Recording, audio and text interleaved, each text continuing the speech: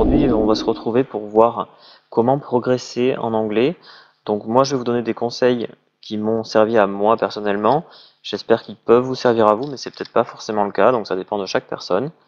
Donc j'ai eu une petite liste de ce qui m'a aidé à progresser en anglais. Il y a de quoi progresser à l'oral, à l'écrit. On va voir donc différents moyens. Vous allez trouver peut-être juste une partie qui va vous intéresser. Alors, en premier, moi, ce que je vous conseille, donc, c'est d'utiliser des applications sur le téléphone, puisque c'est facile d'accès, vous avez tout le temps votre téléphone avec vous. Certaines applications comme Duolingo ou Babel, qui sont très connues, sont bien plutôt pour les débutants, voilà. Alors, j'ai jamais utilisé ce genre d'application, mais on m'en a parlé, et donc c'est très bien, peut-être plutôt pour les débutants, voilà. Ensuite, donc comme je vous l'ai dit, chaque cas est particulier. Moi, j'avais plutôt de bonnes bases à l'écrit et ce qui a plutôt là où je me suis rendu compte que tout ça allait pas trop, c'était plutôt l'oral quand j'ai commencé à rencontrer des étrangers. Et ben, c'est un petit peu le problème de tous les Français, hein, quand je voyage. Je rencontre beaucoup de Français et ils ont beaucoup donc ce problème-là. Et bon, du coup, on en discute souvent et c'est pour ça que je me suis dit aussi, je vais faire cette vidéo puisque je parle de ce qui moi m'a aidé à bien parler en anglais. Alors, donc une des premières choses que j'ai faites, c'est donc de regarder pardon, des films en anglais avec les sous-titres en anglais et non pas en français. Voilà. Je suis passé directement du français, audio français, à ça, et donc pas de sous-titres en français. J'ai jamais trouvé ça intéressant d'ailleurs d'avoir des sous-titres en français sur de l'audio en anglais. Je trouve que ça n'a pas de sens. Voilà, il vaut mieux du coup avoir la même langue. Alors évidemment, c'est plus dur, hein, voilà. Mais l'avantage de regarder un film, c'est que vous avez la vidéo et ça peut vous aider à comprendre. À la fin, j'ai mis les livres audio. Évidemment, c'est beaucoup plus difficile puisqu'on on a que l'audio. Donc si on comprend pas l'audio, eh ben on comprend rien. Voilà. Donc un bon moyen au début, c'est les films. Voilà. Et donc je vais vous montrer une méthode pour mettre les sous-titres sur un fichier téléchargé que vous avez. Sinon, sur les plateformes de streaming, c'est assez facile en général de les trouver. En anglais, ça va être de regarder des films en anglais, donc avec l'audio en anglais, mais aussi en mettant les sous-titres en anglais et non pas en français comme font beaucoup de personnes. Je trouve que ça n'a pas de sens de regarder un film en anglais et de lire du français en sous-titres. Le cerveau, il n'est pas fait pour ça. Vous allez vous tourner vers ce qu'il y a de plus facile pour vous, c'est-à-dire lire le français, et donc vous n'allez pas du tout écouter l'anglais, donc ça n'a pas de sens. Et au contraire, c'est très bien de voir les sous-titres en anglais. Si vous ne comprenez pas un mot à l'oral, même la phrase, ben, vous pouvez la lire et voilà, vous avez dit ah oui, c'est comme ça qu'il faut prononcer. Peut-être que d'habitude je prononçais pas bien et c'est pour ça que j'ai pas bien compris ce mot-là. Et puis tout simplement vous allez voir que de l'anglais, donc forcément vous allez progresser. Alors c'est plus dur, c'est sûr, mais c'est un bon moyen.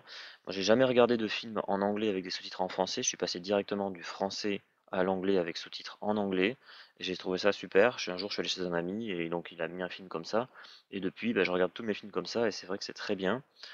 Je vais vous montrer comment faire. Donc évidemment sur les plateformes de streaming c'est assez facile. Vous avez normalement le choix des sous-titres. Et si vous avez des films téléchargés, ben, c'est possible aussi. Donc il faudra utiliser un lecteur particulier, donc soit VLC qui est assez connu, d'accord? Mais moi j'utilise plutôt un autre lecteur. Donc avec VLC ce sera dans Vue et Download Subtitles. Et après, vous faites une recherche. Alors vous pouvez essayer les deux. Choisissez la langue, évidemment on va choisir anglais. Et après vous faites une recherche ici et après vous aurez un choix de sous-titres et vous essayez. Des fois ils sont pas bien calés, donc le texte n'est pas bien calé par rapport à l'audio, vous pouvez en choisir différents. Et sinon moi je vous conseille d'utiliser un autre lecteur qui est mieux je trouve, donc c'est Media Classic. Alors du coup VLC, donc c'est ce lecteur qui est assez connu. Et sinon si vous tapez K-Lite sur Google et vous allez sur le site codecguide.com, et donc vous allez télécharger donc ce lecteur qui s'appelle Media Classic et donc qui est associé au pack de codec qui s'appelle K-Lite et qui permet de lire vraiment toutes les vidéos. Donc télécharger la version méga ici. Et donc il est bien parce que il faudra appuyer sur ce bouton pour télécharger. Voilà. Parce qu'il est très léger. Voilà, il lit toutes les vidéos. Moi ce que j'aime bien c'est qu'on puisse faire pause en appuyant sur l'écran. Je trouve ça très pratique, comme sur les vidéos YouTube. Et aussi pour les sous-titres, des fois ils marchent mieux que VLC. Alors, lui, vous allez sur Fichier, Sous-titres, Télécharger des sous-titres. Donc normalement, ils doivent sortir tout seul. Si ça ne marche pas, vous pouvez aller dans Options. En fait, il va chercher sur certains sites qui fournissent des sous-titres. Et là, il n'y a que Open Subtitle qui est donc coché, qui est le plus connu, mais il y en a d'autres. Vous pouvez cocher les autres. Voilà. Alors les langues de préférence, donc là ça s'était bien mis par défaut, mais sinon vous rajoutez ce que vous voulez. Donc c'est surtout donc ENG pour l'anglais. Je vais faire appliquer et OK. Et je fais actualiser. Voilà, donc là il a trouvé plein de sous-titres. Attention, là c'est du français. Donc voilà. Et vous pouvez en essayer plusieurs. Des fois ils n'ont pas le même. Donc ils sont, comme je vous ai dit, ils sont pas calés parfaitement sur l'audio. Donc vous en essayez un autre. Et puis vous allez voir que ça peut marcher. Voilà. Donc vous faites tout simplement double-clic.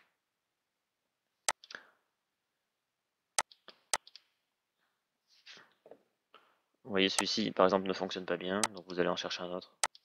Celui que j'avais pris, le premier, était très bien. Je ne sais plus lequel c'était, mais vous pouvez voir le nombre de téléchargements, ça veut dire qu'ils sont sûrement bien, peut-être. Voilà, ceux-là sont bons. Donc voilà comment ça fonctionne.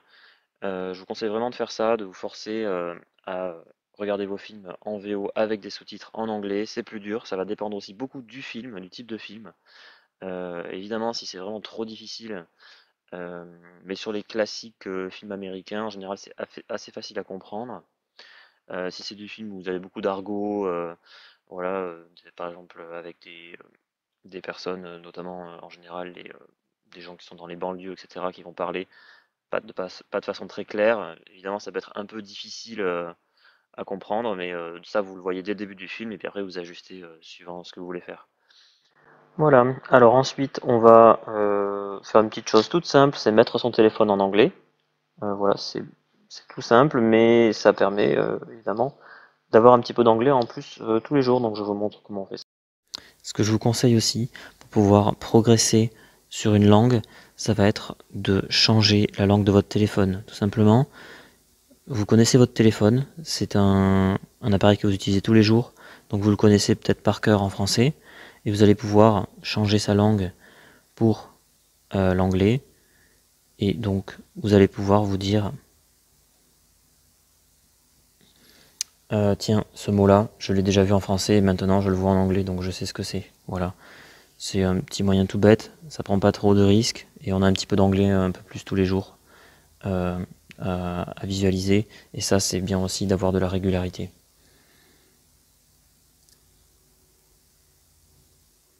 On va approfondir un petit peu. Alors, je me suis mis aussi un peu plus tard à lire en anglais. Et notamment, j'ai commencé à lire, enfin, je me suis mis à lire avec un Kindle. Ça m'a beaucoup aidé. Et je vais vous montrer pourquoi le Kindle est une aide vraiment appréciable quand on commence à lire en anglais. Il m'a beaucoup aidé personnellement pour progresser à l'oral. Pour moi, ça a été de lire en anglais. Alors ça paraît peut-être un peu bizarre, mais je pense que c'est tout simplement le fait de lire un petit peu d'anglais tous les jours va vous faire progresser au niveau de la fluidité. Donc vous allez penser en anglais plus facilement et quand vous pensez en anglais, les mots vont sortir plus facilement. Voilà, tout simplement. Donc je vous conseille de lire en anglais. Il faudra juste essayer de trouver des livres faciles, avec du vocabulaire pas trop compliqué évidemment, si vous avez un niveau plutôt débutant. Et l'autre avantage pour ça, donc vous pouvez évidemment lire des livres pour en trouver facilement, des livres en anglais, mais je vous conseille d'utiliser le Kindle. Donc pourquoi le Kindle et pourquoi lui et pas une autre liseuse? Parce que c'est sur celui-ci que j'ai trouvé le moyen d'installer un dictionnaire de traduction très rapide et ça c'est super. Donc c'est le seul où j'ai trouvé que c'était possible, donc c'est pour ça que j'ai pris celui-là. Euh, de, j'ai pas d'affinité particulière avec Amazon ou Kindle, mais moi j'ai trouvé cette fonctionnalité intéressante. Sinon, j'aurais continué de lire sur du papier. Alors, des gens ont beaucoup d'appréhension sur le Kindle. Euh, alors, ce n'est pas une tablette, d'accord? C'est pas du tout un écran de tablette ou de téléphone. C'est vraiment adapté à la lecture du livre. C'est exactement comme du papier, d'accord? Si vous n'avez jamais vu comment c'est exactement comme du papier. Vous pouvez lire en plein soleil, ça marche très bien. Ça a une autonomie de 2 semaines, 1 mois, donc ce n'est pas du tout comme un téléphone. Et donc ce qui va être intéressant, c'est d'avoir ce traducteur. Donc vous appuyez tout simplement sur un mot à l'écran et vous avez la traduction qui s'affiche et vous pouvez continuer à lire. Voilà. Et en plus, ça sauvegarde le mot, ça le met dans un carnet de vocabulaire et vous pouvez réviser après, c'est très intuitif. Plus tard, vous pouvez donc retourner dans le menu principal et réviser votre vocabulaire, donc ça c'est vraiment génial. L'autre avantage, c'est que c'est léger, ça prend pas de place et vous pouvez avoir des milliers de livres dessus, donc si vous partez en voyage, c'est très intéressant. Vous n'avez pas besoin d'acheter de nouveaux livres et vous voyagez plutôt léger. Voilà, par exemple, là, je suis confiné en Nouvelle-Zélande avec le virus et bah, j'ai toujours plein de livres avec moi, alors que ceux qui sont du coup coincés avec moi, bah, ils ont fini leur livre et ils n'ont plus rien à lire maintenant. Donc, si vous voulez l'acheter, vous n'êtes pas obligé de prendre un modèle très haut de gamme, vous pouvez prendre simplement celui avec le rétroéclairage, donc celui-là à 79,99. L'avantage, c'est que vous pouvez lire dans le noir sans avoir une lumière, ça aussi c'est très pratique quand on voyage. Euh, voilà, donc là je voyage en van, donc j'ai pas forcément souvent de lumière et donc c'est très pratique, voilà. Mais sinon, si vous mettez pas le rétroéclairage, c'est exactement comme du papier. Vous pouvez lire en plein soleil la journée.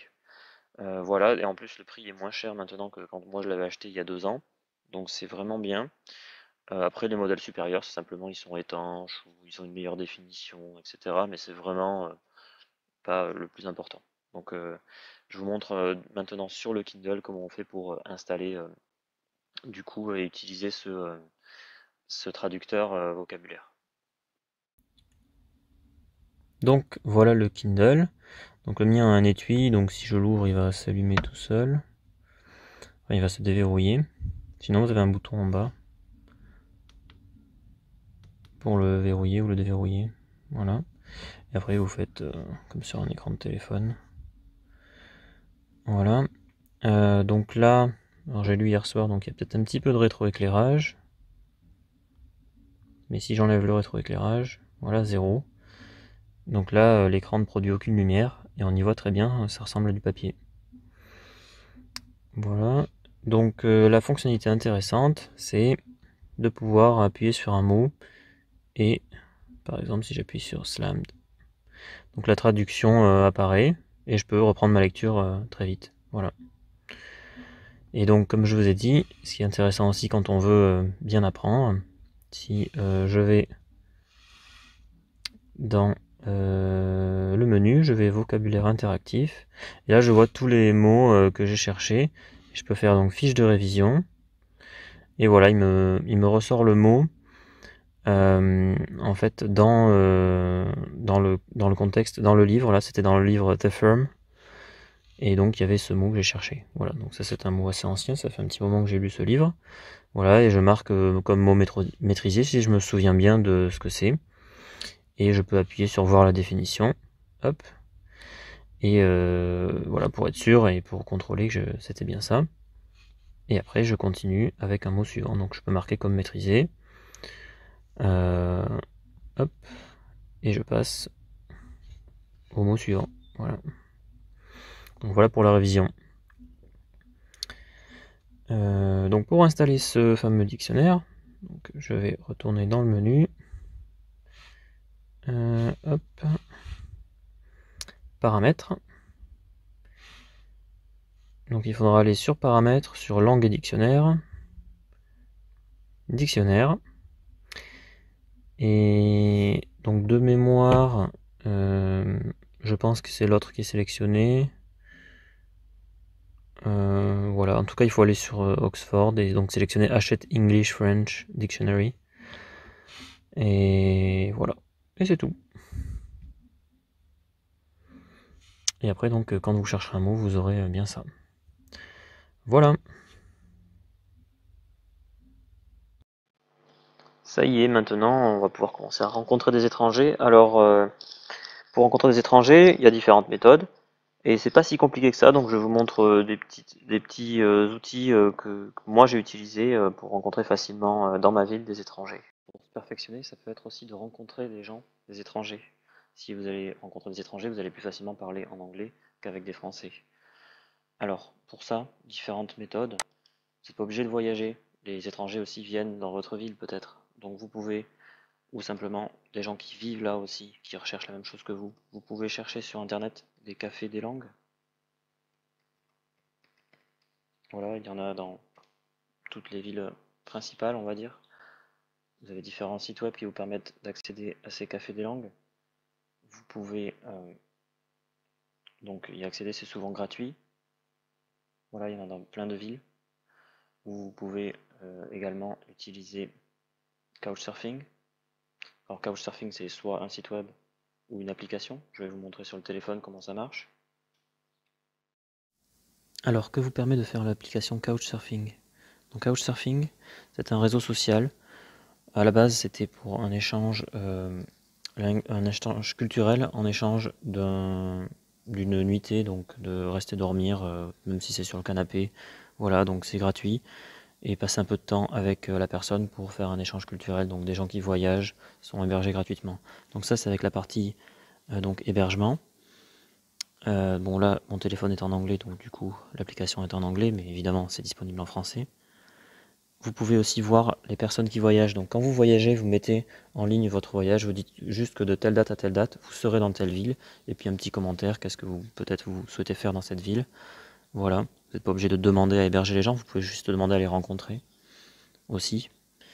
C'est ce que j'utilise en général. Et donc pour ça, je vais planifier donc je marque mon voyage et je mets surtout des événements. Donc je vais par exemple proposer aux gens de cuisiner pour eux. J'aime bien cuisiner, voilà.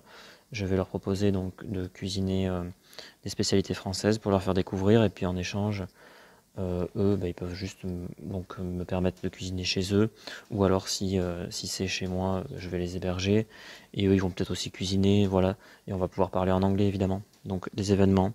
Vous créez des événements, ou vous pouvez aussi simplement consulter les événements qui sont déjà dans votre ville. Si vous cherchez par exemple dans une grande ville, vous allez facilement avoir beaucoup d'événements. Donc vous voyez ici à Toulouse, il y a plus de 2000 personnes qui peuvent vous héberger. Il y a 11 voyageurs qui vont venir bientôt. Et il y a 39 événements. D'ailleurs, parmi les événements, vous voyez qu'il y a des cafés des langues. Voilà, c'est vraiment un bon moyen aussi de pouvoir pratiquer directement avec des étrangers.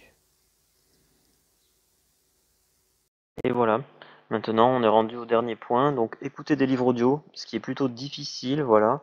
Euh, alors, on n'a pas le choix, hein, si on comprend pas l'audio, comme je vous ai dit, ça ne marche pas, on peut pas comprendre ce qui est l'histoire, donc du coup, il faut arriver à sélectionner les bons livres audio donc sur les plateformes où on les trouve, donc je vous montre ça, comment trouver des livres audio et les différents moyens de les écouter, en ligne ou hors ligne. Surtout avec la compréhension orale, ça va être d'écouter des livres audio. Pour ça, vous avez différents outils. Sur l'ordinateur, vous pouvez taper directement sur Google ou sur YouTube. Vous avez des audiobooks qui sont gratuits ou d'autres payants. Si vous voulez des audiobooks gratuits, vous en avez sur Google ou tout simplement sur YouTube. On va taper audiobook, on a un résultat. Et si vous voulez quelque chose en particulier, par exemple Le Seigneur des Anneaux, vous pouvez le chercher. C'est bien d'avoir aussi un choix d'audiobook que vous connaissez. Si vous avez déjà vu le film, ça va être plus facile pour vous de comprendre aussi quand ils vont parler, ou si vous avez déjà lu le livre. Donc les classiques Seigneur des Anneaux et Harry Potter par exemple sont des bons choix. L'autre choix intéressant avec un de ceux-là, c'est que vous avez beaucoup de choix sur Internet. Donc vous avez des enregistrements de bonne qualité et d'autres de plus mauvaise qualité. Vous allez pouvoir choisir donc un qui est de bonne qualité. Je vous conseille d'ailleurs celui-ci, le premier, qui est plutôt facile à comprendre. Il parle très bien, le son est de bonne qualité. Voilà, vous pouvez aller voir sa chaîne et télécharger aussi d'autres livres audio. Et l'avantage aussi d'utiliser YouTube, si vous êtes connecté avec votre compte euh, Gmail, votre compte YouTube, vous allez avoir un enregistrement de l'avancement. Donc si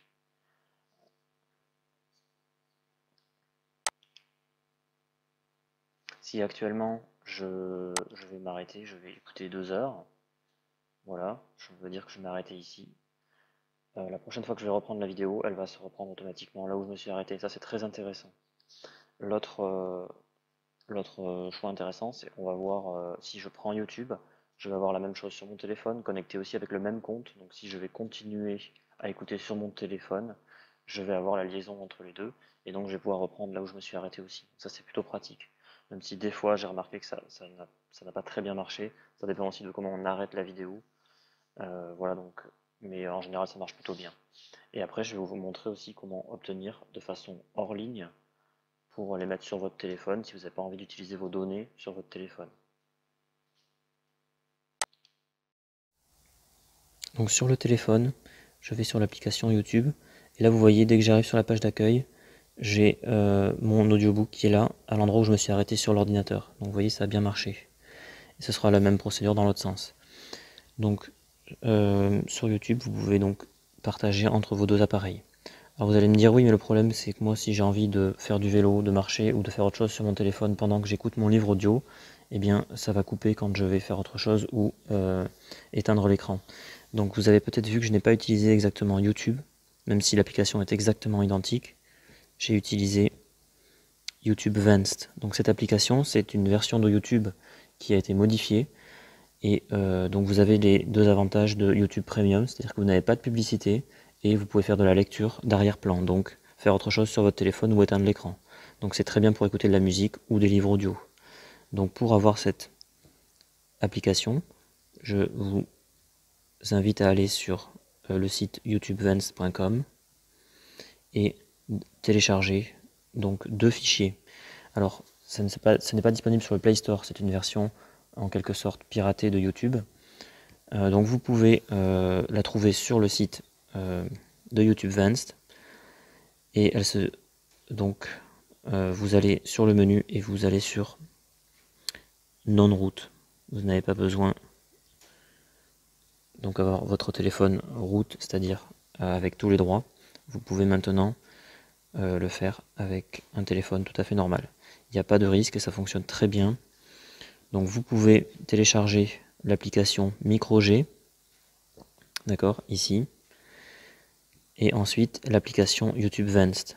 Donc il faut deux applications. Pourquoi? Donc je les ai déjà téléchargées. Ils sont ici. Sinon, une fois qu'ils sont téléchargés, vous pouvez les lancer. Il faudra d'abord télécharger et installer YouTube Vanced, donc l'application. Ensuite, installer MicroG. Alors, ici, vous voyez YouTube Vanced me demande une sécurité. Donc, ça sera peut-être pas tout à fait le même écran sur votre téléphone, mais il va vous demander, attention, c'est une source inconnue et donc peut-être dangereuse. Il va falloir autoriser tout simplement d'installer cette source inconnue. Voilà. Et donc maintenant, vous allez pouvoir faire install. Donc moi, je l'ai déjà installé, donc je ne vais pas le refaire. Ce sera la même procédure avec donc MicroG. Là, il ne m'a pas demandé la confirmation puisque je l'ai déjà fait. Voilà, donc d'abord l'application, ensuite MicroG. Donc MicroG sert simplement à connecter YouTube avec votre compte Gmail. Sinon, vous pouvez aussi utiliser juste l'application, mais vous ne pourrez pas la connecter avec votre compte Gmail, donc vous n'aurez pas le lien entre l'ordinateur et le téléphone. Et surtout, si vous faites que sur le téléphone, vous n'aurez pas non plus l'arrêt au moment, donc par exemple ces 2 heures que l'on a faites de lecture, eh bien c'est mémorisé sur l'adresse mail en fait. Donc si vous n'êtes pas connecté à un compte, il n'aura pas l'historique et donc il ne sauvegardera pas le temps sur lequel vous êtes arrêté. Donc c'est vraiment utile pour la lecture de livres audio. Si c'est juste pour de la musique, évidemment, c'est moins utile. Et puis vous retrouvez facilement votre livre audio, puisque quand j'appuie sur l'appli, il me le propose ici en première page. Et j'ai plus qu'à le lancer. Une fois que je l'ai lancé, si je fais retour, vous voyez, ça reste dans une barre en bas, et il y a toujours la lecture possible. Donc vous pouvez faire autre chose sur votre téléphone. Si vous faites la croix, ça met en pause, et vous l'avez ici dans la barre, vous pouvez donc le relancer. Et voilà, je peux utiliser mon téléphone ou éteindre mon écran. Ça marche toujours. Donc je vais vous montrer maintenant une autre option, ça va être la possibilité de télécharger les livres audio et de les mettre sur votre téléphone et de les lire aussi de la même façon avec un historique, donc sauvegarder la position, c'est ça qui est important. Les vidéos font souvent plusieurs heures, donc évidemment vous allez avoir des difficultés à vous retrouver si vous n'avez pas cette possibilité. Alors, dans ce cas-là, vous allez pouvoir télécharger ces livres audio. Pour ça, il va falloir installer une autre application.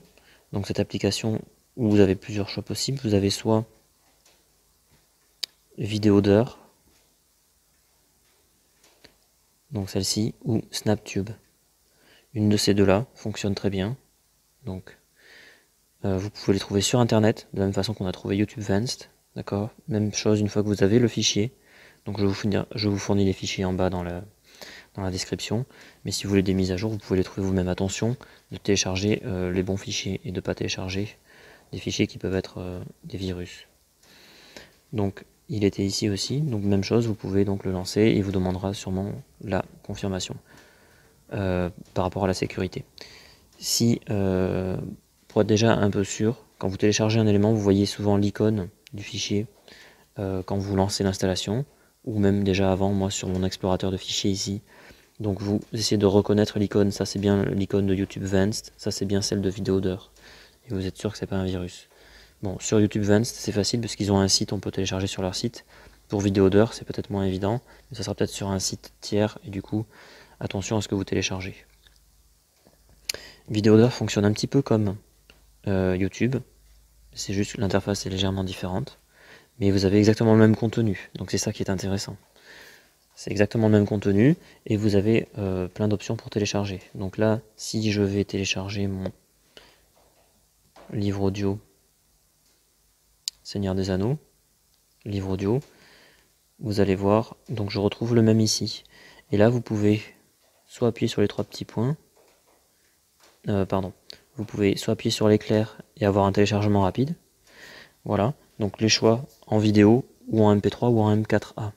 Donc là, ce qu'il va falloir faire, c'est télécharger du M4A. C'est important pour avoir l'enregistrement de l'arrêt.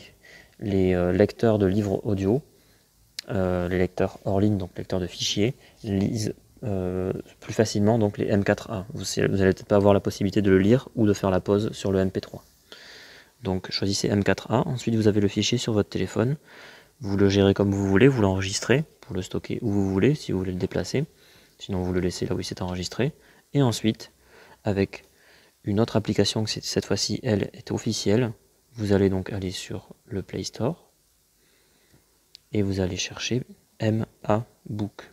Cette application va vous permettre de lire le fichier et de retenir la position et de bien gérer vos livres audio. Très facile à utiliser. Alors, le seul problème c'est que évidemment j'ai des propositions sur Mac, donc c'est pas évident à trouver. Donc pour ça plus facile, je vais taper MABook, livre audio, pour essayer de le trouver. Il n'apparaît pas. Donc c'est bien MABook, on le voit ici. Alors,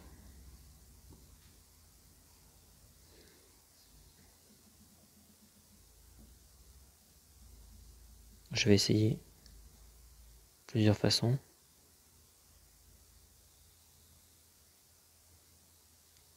Et voilà, je l'ai trouvé. Donc si vous tapez MABook Audiobook Player, vous aurez plus facilement le résultat.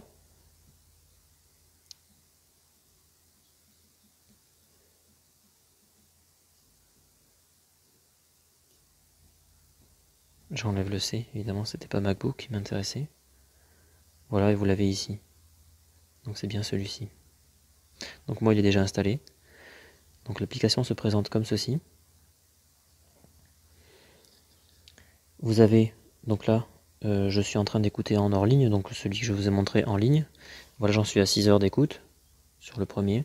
Et vous pouvez donc dans Bibliothèque gérer vos différents livres audio. Voilà, j'ai lu des Harry Potter, des livres français également. Et vous pouvez donc les lancer. Et vous pouvez mettre plusieurs fichiers dans un groupe. Et donc il fera les fichiers à la suite.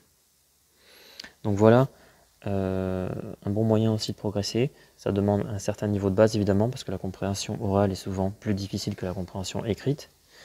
Mais c'est un bon moyen de se perfectionner du coup en anglais et d'avoir donc cette possibilité d'entendre de l'anglais, ce qui n'est pas évident. On en lit plus facilement que l'on entend. Donc c'est un des moyens de pouvoir progresser.